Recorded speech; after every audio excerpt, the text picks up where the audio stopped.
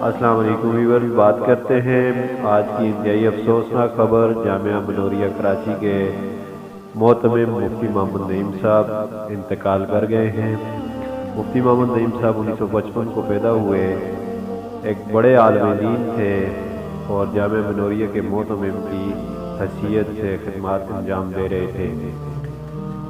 کچھ روز قبل ان کے حوالے سے یہ خبر مشہور ہوئی تھی کہ ان کو کرونا وائرس ہے، لیکن اس بات کی تردید کر دی گئی تھی منوریہ میڈیا کی طرف سے، ان کے بیٹوں کی طرف سے اور خود ان کی طرف سے کہ ان کو کرونا نہیں ہے۔ آج جب ان کو وہ چونکہ دل کے حادثے میں مبتلا تھے، آج جب ان کو تکلیف شروع ہوئی اور انہیں ڈاکٹر کے پاس لے جانے لگے تو راستے میں وہ دم توڑ گئے۔ مفتی محمد نعیم صاحب کا شمار پاکستان کے مشہور و معروف علماء میں ہوتا ہے۔